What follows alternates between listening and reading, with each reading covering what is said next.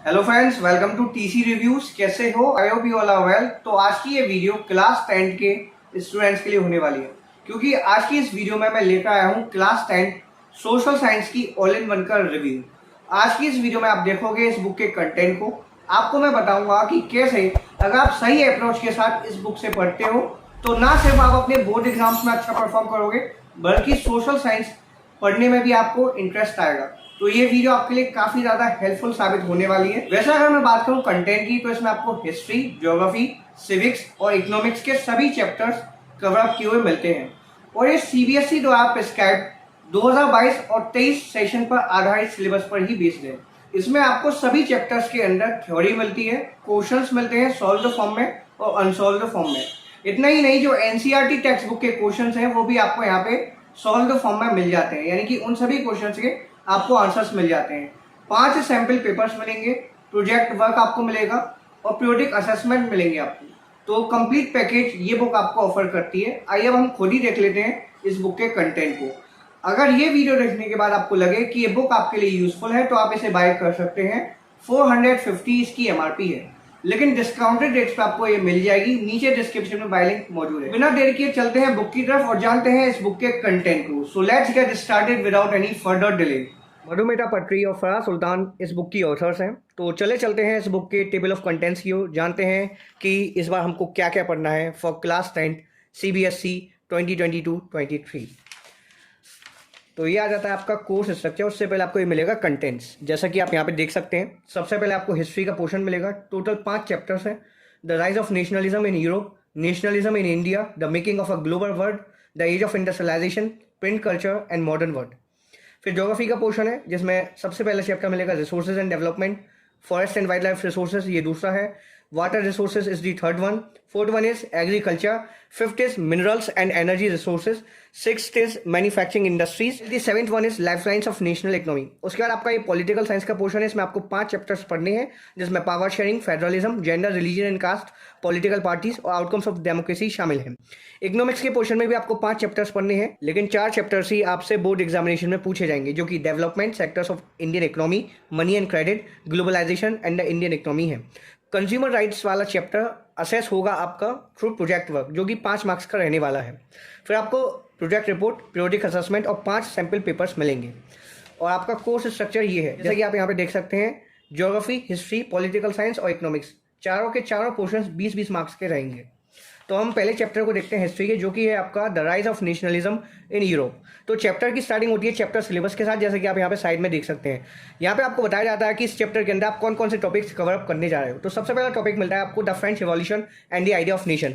उसके बाद आपको नेपोलियनिक कोड के बारे में बताया जाएगा, the making of nationalism in Europe, meaning of liberal nationalism, revolutionaries, the age of revolution. Footnotes भी मिल जाते हैं, जैसे कि आप यहाँ पे देख सकते हैं, जिनमें आपको डेफिनेशंस मिलती हैं बेसिकली।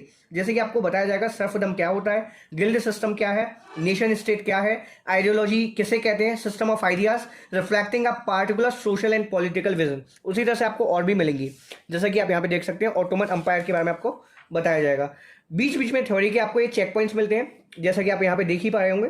ये क्वेश्चंस होते हैं कि जैसे आपने एक कोई मेजर टॉपिक फिनिश किया, आप खुद से इवेल्युएट कर सकते हो कि आपने मतलब उस टॉपिक को सही से पढ़ा है या नहीं। तो इन क्वेश्चंस को आप आंसर कर सकते हो। फिर the making of Germany and Italy, and उसके बाद आपको चेक पॉइंट 2 मिलेगा। फिर उसके बाद आपको मिलेगी टाइमलाइन। फिर आपको मिलती है समरी। इस चैप्टर के अंदर आपने जो कुछ भी पढ़ा है उनके आपको कुछ इंपॉर्टेंट और की रिवीजन पॉइंट्स मिलेंगे, तो आप रिवाइज कर सकते हो इसकी थ्योरी पढ़ने के बाद। फिर इसके बाद आपको मिलता है एनसीईआरटी फोल्डर, जैसा कि आप यहाँ पे देख सकते हैं। एनसीईआरटी बुक के अंदर जितने भी क्वेश्चन रहते हैं, चाहे वो हिस्ट्री के हो, ज्योग्राफी के हो, सिविक्स के हो या फिर आपके इकोनॉमिक्स के हो, सभी के सभी आंसर्स आपको यहाँ पे मिल जाते हैं। और फिर इसके बाद आपको मिलेंगे प्रैक्टिस क्वेश्चंस, जो कि मैं आपको दिखाता हूँ एग्जाम प्रैक्टिस के सेगमेंट में। सबसे पहले इसमें आपको ऑब्जेक्टिव टाइप क्वेश्चंस मिलते हैं, और क्वेश्चंस के आगे ये भी मेंशन रहता है कि ये क्वेश्चन क्या किसी प्रीवियस ईयर में बना है। अगर बना है तो उसके आगे आपको ये लिखा हुआ मिल जाएगा, जैसे कि ये क्वेश्चन सीबीएसई 2021 स्तंभ 1 में बना था। उसके बाद आपको इसमें assertion reason based question, match the following type question, correct and rewrite type question, picture based question मिलेंगे। फिर आपको शॉर्ट आंसर टाइप क्वेश्चंस मिलते हैं, एंड उसके बाद आपको लॉन्ग आंसर टाइप क्वेश्चंस मिलेंगे, जैसे कि आप यहाँ पे देख सकते हैं। उसके बाद आपको सेल्फ असेसमेंट का सेगमेंट मिलता है, जो कि मैं आपको दिखा देता हूँ। इस सेगमेंट में जो आपको क्वेश्चंस मिलते हैं वो अनसॉल्व्ड फॉर्म में रहते हैं। ये सेकंड चैप्टर है नेशनलिज्म इन इंडिया। अब मैं आपको ज्योग्राफी के पोर्शन का एक चैप्टर दिखा देता हूँ, ताकि आपको हर एक पोर्शन के चैप्टर के कंटेंट के बारे में आइडिया लग जाए। ये ज्योग्राफी का पहला चैप्टर है resources and development. Chapter syllabus आपको मिलता है, बताया जाता है कि इस चैप्टर के अंदर आप कौन कौन से टॉपिक्स कवर अप करने जा रहे हो। सबसे पहले आपको रिसोर्सेज के बारे में बताया जाएगा, रिसोर्सेज के डेवलपमेंट के बारे में आपको पता चलेगा, फिर आपको रिसोर्स प्लानिंग इन इंडिया के बारे में पता चलेगा, एक बॉक्स मिलेगा आपको सस्टेनेबल डेवलपमेंट का, process of resource planning in India, conservation of resources.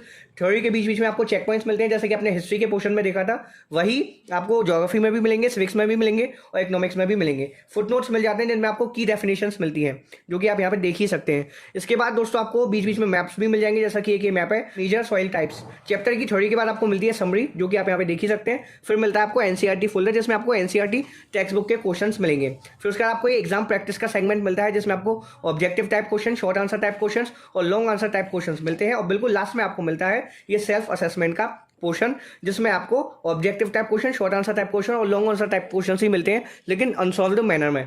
और आपको उससे पहले मैप बेस्ड क्वेश्चंस भी मिल जाएंगे। ये दूसरा चैप्टर रहता है ज्योग्राफी का, forest and wild life resources. अब हम देखते हैं सिविक्स के एक चैप्टर को। तो ये सिविक्स के पोर्शन का दूसरा चैप्टर है फेडरलिज्म। आपको बताया जाएगा फेडरलिज्म क्या होता है, की फीचर्स ऑफ फेडरलिज्म। उसके बाद आपको balance of power between central and state government, federal system versus unitary system, what makes India federal country. तो कंटेंट इस बुक का बस यही रहने वाला है। आपको एग्जॉस्टिव थ्योरी मिलती है, बीच बीच में चेक पॉइंट्स मिलते हैं, समरी मिलती है, उसके बाद आपको क्वेश्चंस मिलते हैं एनसीईआरटी टेक्स्ट बुक के, और आपको कुछ क्वेश्चंस मिलते हैं प्रैक्टिस के लिए in both solve form and unsolve form. तो कंटेंट इसमें आपको सभी तरह का मिलता है, चाहे वो क्वेश्चंस हो, थ्योरी हो या समरी हो। ये आपका एनसीईआरटी फोल्डर है, और जिस भी पेज पे जो भी क्वेश्चंस मेंशन्ड है एनसीईआरटी टेक्स्ट बुक में, वो यहाँ पे कवर किया गया है। और जो क्वेश्चंस आपको प्रैक्टिस के लिए मिलते हैं वो भी काफ़ी अच्छी क्वांटिटी में यहाँ पे मौजूद है। ये एग्जाम प्रैक्टिस का सेगमेंट है। एंड फिर उसके बाद आपको सेल्फ असेसमेंट का भी सेक्शन मिलेगा, जो कि मैं आपको दिखा देता हूँ। ये सेल्फ असेसमेंट का सेक्शन रहता है। ये सिविक्स का थर्ड चैप्टर है, जेंडर, रिलीजियन एंड कास्ट। एक ही बुक के अंदर आपको थ्योरी मिल रही है, क्वेश्चंस मिल रहे हैं, यहाँ तक कि आपको मैं आगे दिखाऊंगा सैंपल पेपर्स भी मिल रहे हैं। प्रोजेक्ट वर्क का भी आपको एक सेगमेंट मिलता है, पीरियोडिक असेसमेंट आपको मिल जाते हैं, जो कि मैं आपको आगे दिखाऊंगा। तो उस लिहाज से देखा जाए तो बुक काफ़ी ज़्यादा यूजफुल है। अब बात आती है कि इस बुक को पढ़ना कैसे। ऐसा नहीं है कि आपने इस बुक को ले लिया अब आप एग्जाम्स में अच्छा ऑटोमेटिकली परफॉर्म करोगे, नहीं, ऐसा नहीं होगा। आपको पढ़ना कैसे है मैं आपको बताता हूँ। देखिए, सबसे पहले आप कोशिश करो कि आप एनसीईआरटी बुक से पढ़ो। अगर आपको एनसीईआरटी समझ में नहीं आती तो कोई बात नहीं, आप ऑल इन वन लो। अब ऑल इन वन में एक पार्टिकुलर चैप्टर को पढ़ो, चाहे वो हिस्ट्री का हो, ज्योग्राफी का हो, सिविक्स का हो या इकोनॉमिक्स का हो। उस चैप्टर को ऑल इन वन से ही पढ़ो एक बार। और एक बात और ध्यान रखिए, आप एक टाइम पे आपको एक ही चैप्टर पढ़ना है। ऐसा नहीं है कि आधा चैप्टर आपने हिस्ट्री का पढ़ लिया, आधा सिविक्स का पढ़, तो उससे आपको कोई फायदा नहीं मिलेगा।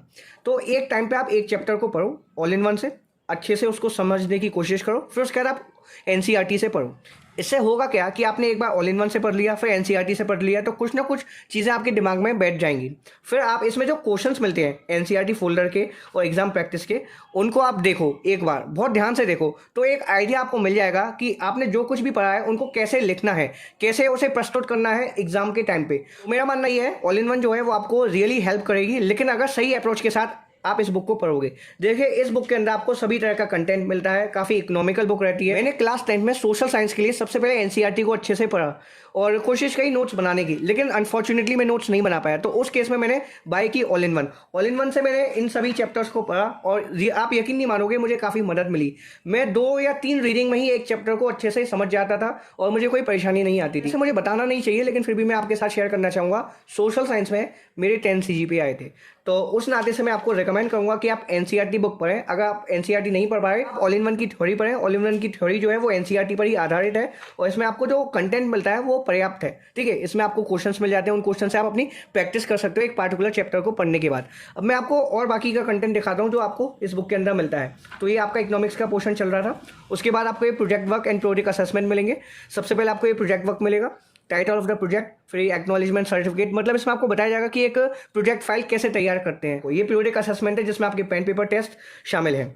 एंड फिर उसके बाद दोस्तों आपको इसमें सैंपल क्वेश्चन पेपर्स मिलेंगे, जैसे कि ये सैंपल क्वेश्चन पेपर 1 है। ये पूरी तरह से सॉल्व है, 80 मार्क्स का आपका पेपर रहेगा, 3 घंटे का ड्यूरेशन रहेगा। जैसे कि मैंने आपको स्टार्टिंग में बताया था, 20-20 मार्क्स के सभी पोर्शन रहेंगे, हिस्ट्री, ज्योग्राफी, सिविक्स और इकोनॉमिक्स। और आपको मैप बेस्ड क्वेश्चन भी मिलेंगे, जैसे कि आप यहाँ पे देख सकते हैं। और मैप बेस्ड क्वेश्चन आपके हिस्ट्री और ज्योग्राफी के पोर्शन से रहते हैं।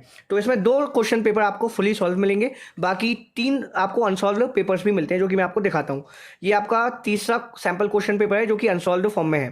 तो बुक का कंटेंट काफ़ी ठीक है, आपको वाइड कवरेज मिलती है और एग्जॉस्टिव थ्योरी मिल जाती है। अगर इस बुक से भी आप थ्योरी पढ़ लेते हो तो यकीनन आपको काफ़ी मदद मिलेगी। लेकिन मैं आपको यही सजेस्ट करूंगा कि सबसे पहली प्रायोरिटी आपकी एनसीईआरटी होनी चाहिए। अगर आपको एनसीईआरटी समझ में आ रही है तो इससे अच्छा कुछ नहीं हो सकता। लेकिन आप एनसीईआरटी के साथ तालमेल नहीं बिठा पा रहे तो आप ऑल इन वन को ले सकते हो, इसकी थ्योरी पढ़ो। और इसकी थ्योरी पढ़ने के बाद ये नहीं है कि आपका काम हो गया, आप कोशिश करो एनसीईआरटी पढ़ने की, क्योंकि एनसीईआरटी की थ्योरी काफ़ी ज़्यादा कॉम्प्रिहेंसिव है और काफ़ी ज़्यादा एग्जाम्पल्स ओरिएंटेड है। वो ना सिर्फ आपको क्लास 10 बोर्ड एग्जाम्स में हेल्प करेगी बल्कि आपको क्लास 10 के बाद भी बहुत हेल्प करेगी। अगर आप फ्यूचर में सिविल सर्विसेज के लिए जाना चाहते हो तो सोशल साइंस क्लास 10 की काफ़ी ज़्यादा इंपॉर्टेंट है। तो इसीलिए आप ना सिर्फ बोर्ड एग्जामिनेशन को माइंड में रख के पढ़ाई करो बल्कि आप अपने फ्यूचर को माइंड में रख के पढ़ाई करो। तो मुझे उम्मीद है कि आपको इस बुक के कंटेंट के बारे में आइडिया लग गया होगा। अगर आपको बुक यूजफुल लगी हो तो आप इसे बाय कर सकते हैं। किसी भी तरह का कोई डाउट हो, कोई भी क्वेरी हो तो आप कमेंट सेक्शन में पूछ सकते हैं। मैं आपके सभी तरह के डाउट्स और सभी तरह की क्वेरीज को सॉल्व करने की पूरी कोशिश करूंगा।